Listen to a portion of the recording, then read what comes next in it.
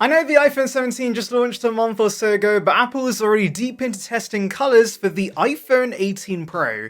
According to Instant Digital over on Weibo, who has a good, but not perfect history, Apple's been experimenting with three new finishes: Burgundy, Brown, and Purple.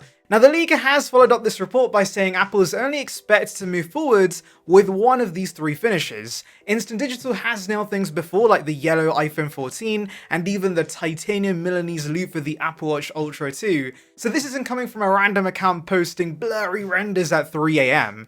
But even then, they've not been perfect, so as always, add a little pinch of "this could age terribly by Tuesday." Also, the concept image floating around is just that, a concept. The actual shades Apple's testing are unknown. But let's talk about the actual colours shown, because these are interesting. Burgundy would technically be the first time Apple's released a red Pro iPhone, but a deeper, moodier shade than the usual product red Apple's been using with their non-Pro devices.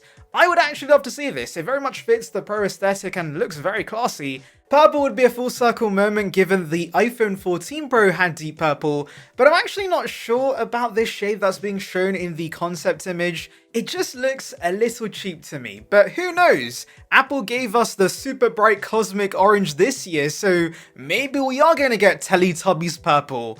And then there's brown, and let's say this as kindly as possible, there's never truly been a brown iPhone, and maybe there's historically been a reason for that, because does anyone want a poo-coloured iPhone? I have no idea. But anyway, maybe 2026 is the year we all suddenly decide brown is the hot new colour. Wouldn't be the strangest thing Apple's convinced people to buy. Of course, none of this is final. The phone's not expected until September 2026, so Apple has plenty of time to change its mind 5 times, scrap everything, and then release the iPhone 18 Pro in blue, but slightly different from last year blue.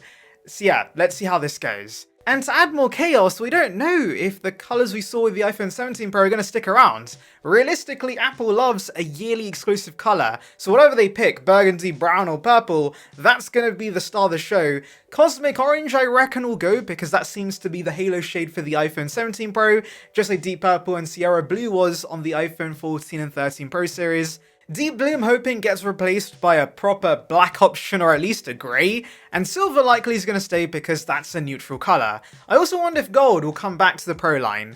Quick pause, if you're enjoying this and you love staying ahead of the rumours, make sure to subscribe and hit the hype button. It genuinely helps a small channel like mine push through the YouTube algorithm madness. Now beyond colours, let's talk design, because externally the iPhone 18 Pro is shaping up to look suspiciously familiar. Rumours say Apple isn't expected to change the overall design from the iPhone 17 Pro. You're still getting that triple lens camera setup on the camera plateau. That's right, it's a plateau, not a bump, because Apple refuses to call anything a bump anymore. But here's one interesting detail. The ceramic shield area around MagSafe could be slightly transparent.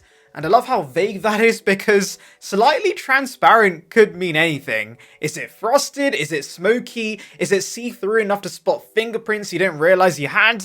But anyway, it's very Apple to take something like glass and go, what if we made it almost see-through, but not quite?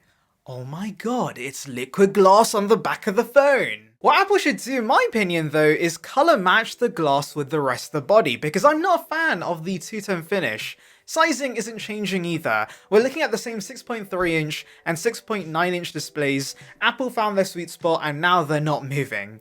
But the biggest mystery with the iPhone 18 Pro is all around the front. Face ID, dynamic island, under display technology, and every leaker seems to have rolled a different dice on this one. Some rumours suggest Apple's finally ready to pull off under display Face ID, hiding the hardware beneath the panel. Wayne Ma from The Information has even claimed the iPhone 18 Pro will ditch the dynamic island entirely and go for a tiny pinhole cutout on the left. Imagine that, after years of dynamic island is the future, Apple looks around and goes, actually, never mind. But then Ross Young, who is very reliable when it comes to display information, says yes to under-display Face ID, but no, the dynamic island wouldn't disappear, it would just be smaller. Meanwhile, Mark Gurman echoes that smaller dynamic island but not gone entirely, and then Instant Digital throws in a curveball saying you'll see a smaller island, but no under-display Face ID at all. It's literally like playing iPhone bingo at this point. Knowing Apple, the final design will probably be something like, "We shrank the dynamic island by 0.7mm.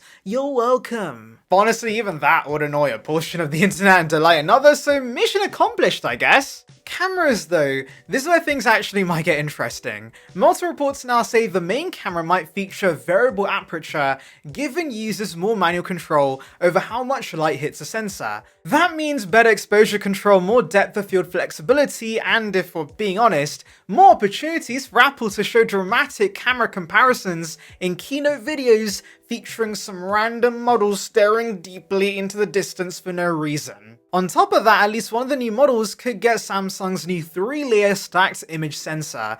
That would dramatically improve responsiveness, reduce noise, boost dynamic range, and all the things that make your phone look less like a phone did them and more like a proper camera. And both the main and telephoto lenses are rumored to get even larger apertures, meaning better low light performance. Connectivity is also getting a meaningful bump thanks to the C2 modem arriving in 2026. It's expected to be much more capable than the current C1 series, which by the way never came to the iPhone 17 Pro. C2 brings millimeter-wave 5G performance closer to what Qualcomm has historically delivered.